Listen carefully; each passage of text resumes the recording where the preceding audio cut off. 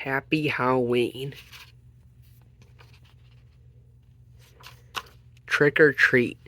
Even little bears expect a good fright when they go out for treats on Halloween night.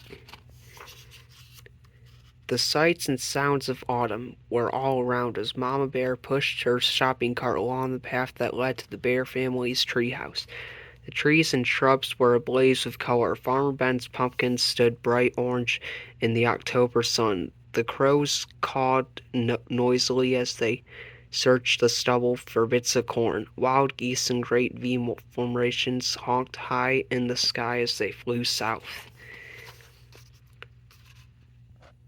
But the surest sign of the season was inside the treehouse, hiding behind Papa Bear's easy chair.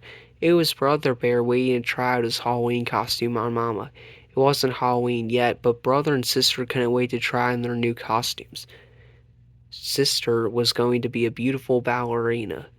"Well, what do you think?" she asked, taking the third position. "Shh," said Brother. "Mama's coming."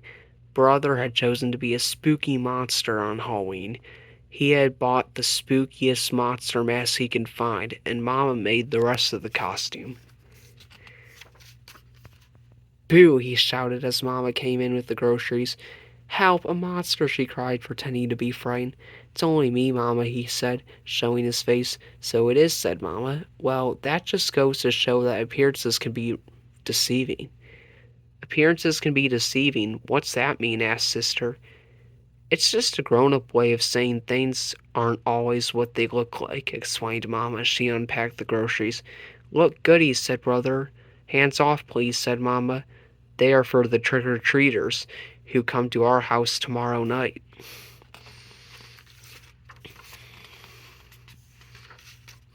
Brother and sister were very excited about Halloween and a little nervous too. This was the first year they would be going trick-or-treating without a grown-up along to supervise. "I'm not so sure I like the idea of them going by themselves," said Papa, as he carved the pumpkin he got from Farmer Ben. "It's pretty spooky out there," he added, making a scary face at the cubs. "Now, Papa," said Mama, "if brother and sister want to accept the challenge of going out on their own, I think we should encourage them. But remember," she continued, turning to the cubs, "there'll be strict rules. You'll stay in your own neighborhood, and you won't eat any of the treats until you're back home.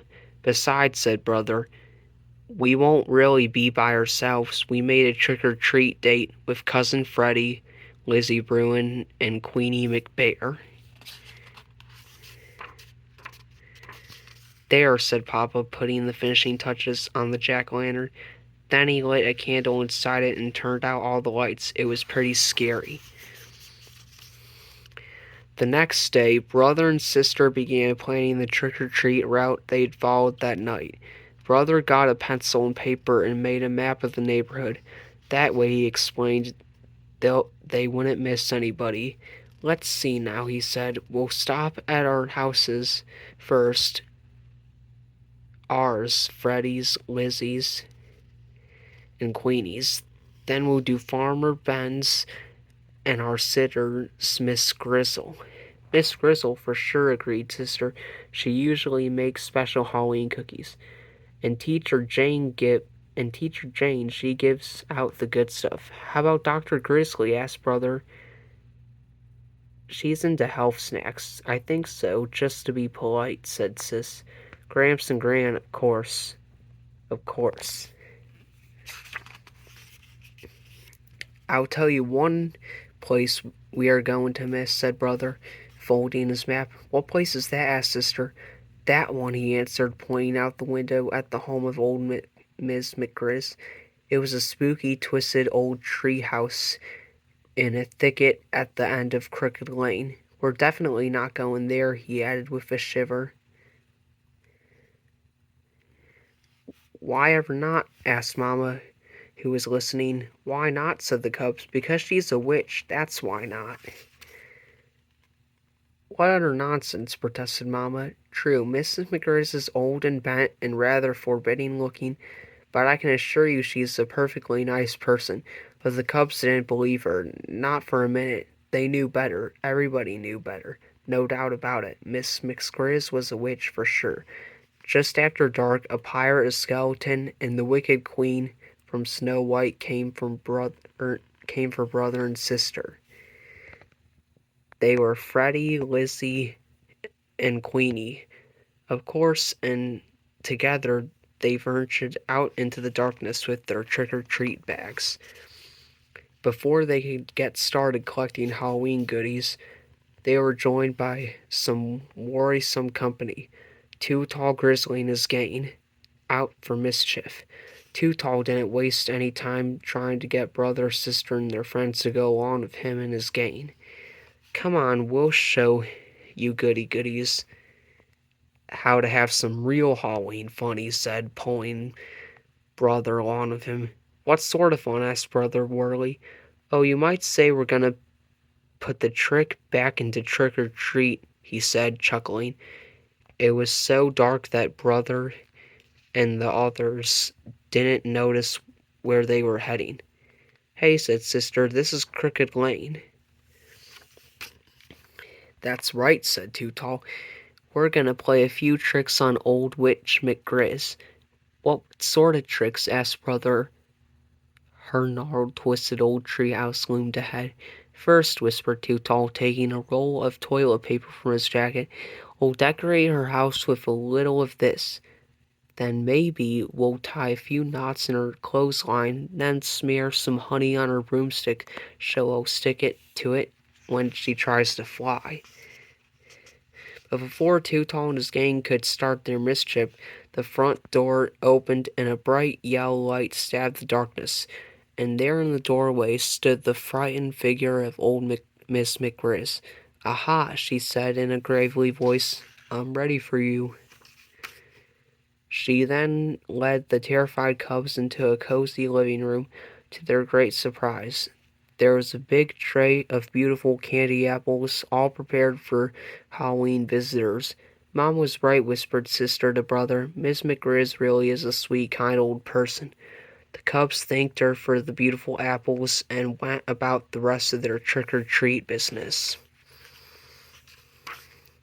Later that evening, brother and sister were at home looking all over the treats they had collected. The beautiful candy apples stood out, and Papa asked where they came from. From Miss McGrizz, answered brother. From that scary-looking old grouch puss that lives down Crooked Lane, said Papa. That's right, said brother, taking a delicious bite of his candy apple. You must really try to remember, Papa, said sister, giving her apple a little lick. Appearances can be quite deceiving. Ghost of the Forest. Off go the Bear Scouts to camp out all night. Will an unwelcome ghost visit their site? Look out for Papa, said Brother Bear as the Bear Scouts tiptoed down the stair.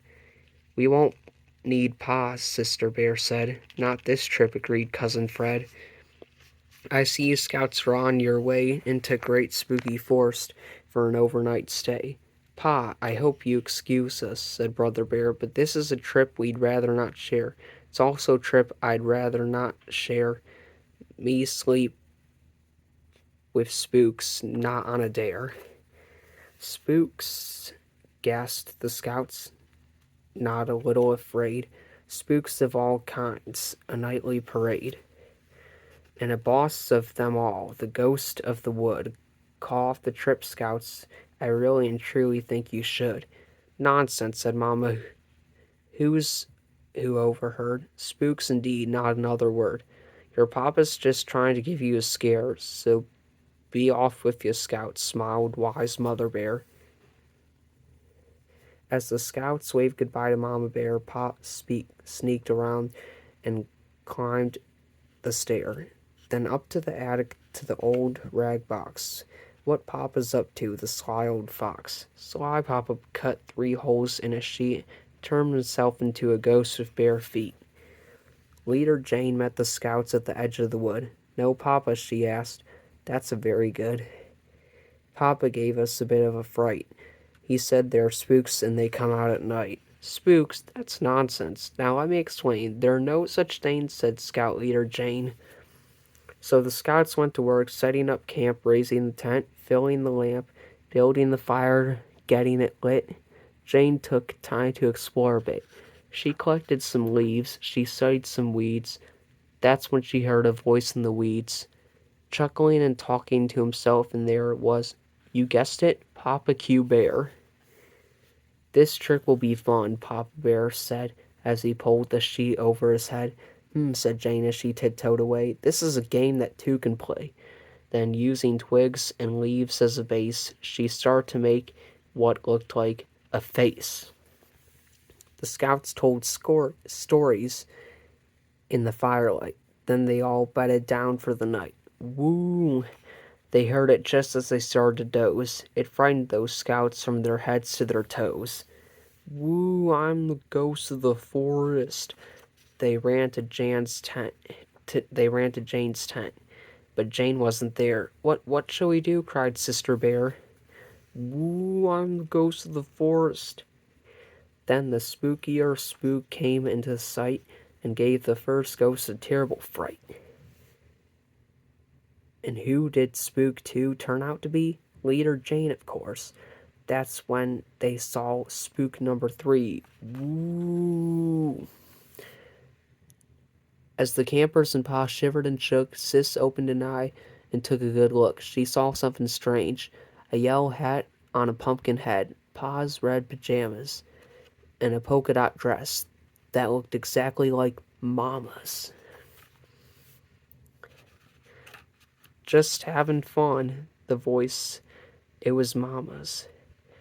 Then her head poked out of Papa's pajamas. Teaching Papa a lesson like this was just too good a chance to miss. It's a double ghost lesson, said Jane with a grin. There are no such things. There never have been. But just as sure as night follows day, it's fun to be scared of them anyway. Prize pumpkin. First prize, second prize, third prize or none. At Thanksgiving time, more than a contest is won. Pumpkins are just a little like everything else in nature, said Papa Bear as he and the cubs finished weeding the pumpkin patch. No two of them are exactly alike, that's for sure, agreed Brother Bear. Look at that funny flat one and that lumpy one over there. Then there was the giant, which was what Papa had named one that just seemed to be getting bigger and bigger. Why is that no two things are exactly alike? Asked Sister Bear. It's just the way nature is, answered Papa. Time to wash up for supper, called Mama Bear from the treehouse steps. What about Queenie McBear's twin brothers? Asked Sister. They certainly look a lot alike, said Papa. But I've noticed that Mrs. McBear can tell them apart quite easily. In you go, said Mama, shooing her family into the house. But Sister didn't go right in. She stood on the stoop for a moment and looked out over Bear Country. It was well into fall, so the days were getting shorter. Halloween had come and gone. Pretty soon the bears would start thinking about Christmas, but right now Bear Country was aglow in the setting sun. Farmer Ben's well-kept farm looked especially fine with its baled hay, corn shocks, and pumpkins casting lawn shadows. Guess nature's pretty amazing, Sister said as she looked out over the beautiful scene. It's the most amazing thing there is, said Mama. Come on now, in you go. Farmer Ben's farm sure looks beautiful in the setting sun, said Sister as the family sat down for supper. Hump, said Papa grumpily. Farmer Ben's not such a much. Not such a much, said Mama. Why, Ben is the finest farmer in Bear Country, and besides, he's one of your best friends. That may be so, said Papa, but earlier today he came by and said, Nice little pumpkin patch you've got there, Papa. What he said is true, said Mama, especially compared to his fields and fields of pumpkins. That may be so, grumped Papa, but I didn't like the way he said it. He sort of chuckled. My patch may be small, but the giant is big. It may be the biggest and the best pumpkin in all Bear Country. What do you think about that? "I think you're being oversensitive," said Mama. "Come, let's clear the table so the cubs can do their homework." Brother and sister sighed as they spread their books out on the table. "What's that all about?" asked Papa.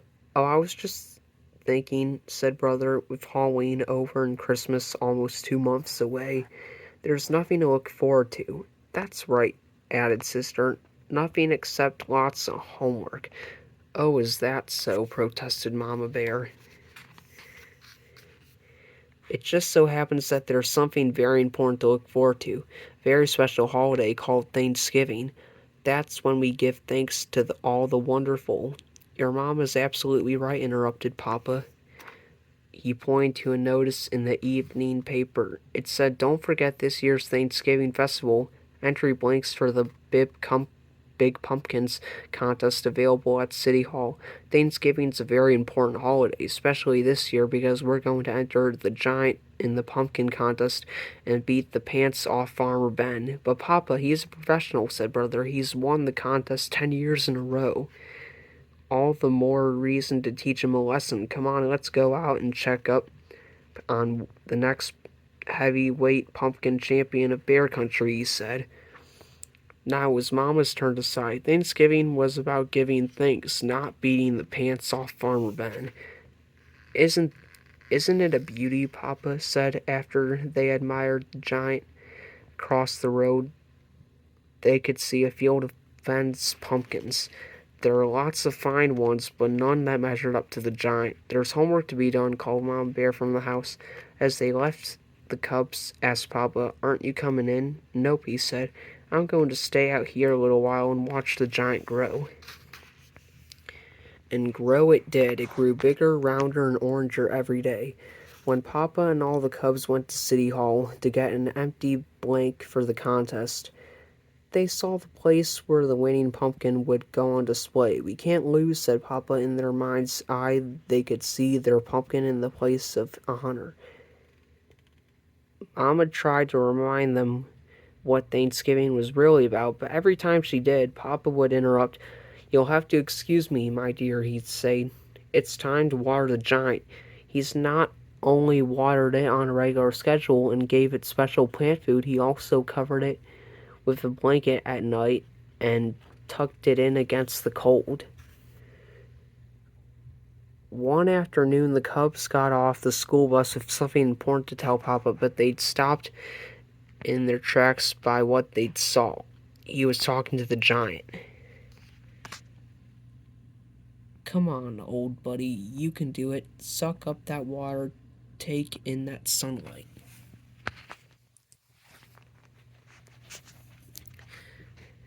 Mom explained that Papa had brought a book from the slender radfish Ralph about how to encourage your plants to grow by talking to them. "Well," said Brother, "I don't suppose it can do any harm." It sure could harm his reputation," said Sister. If anybody saw him talking to a pumpkin." Papa," Brother said. "A cub at school told me he went on a class trip to Ben's farm and saw some pretty big pumpkins, especially one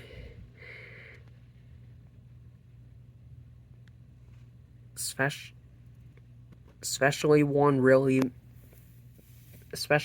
really big one that Ben calls the monster." "We've got to get a look at it," said Papa. That evening, Papa and the cubs climbed through the fence into Farmer Ben's field. They saw some good-sized pumpkins, but none to match the giant. "Maybe it's behind the barn," whispered Papa. Suddenly a light shone on them, and they heard Ben shout, "Flowers in my pumpkin field! Get me my pitchfork!" They got out of there so fast Papa tore his overalls, climbing through the fence. "What have you been up to?" asked Mama Bear when they got home. "Nothing much," said Papa, "just strolling in the moonlight." The weekend before Thanksgiving arrived, and it was time for the big festival. The Bear family got there just in time. Pumpkin judging was about to begin. There were many fine pumpkins in the contest, but Papa was sure that none could measure up to the giant until he saw the monster. It was at least as big and round and orange as his pumpkin. maybe, just maybe, a little bigger, rounder, and oranger. The Bears waited nervously while the judges studied, measured, and weighed, and then studied, measured, and weighed some more. Finally, they made their announcement. The first prize winner and still champion. Of course, that meant Farmer Ben had won. It was close. It turned out that Farmer Ben's monster was just a little bigger, rounder, and oranger than Papa's giant. But that wasn't the worst of it. The giant didn't even come in second. A beautiful pumpkin grown by Ms. McGrizz won second place. The giant came in third. Papa and the cubs were crushed, and very quiet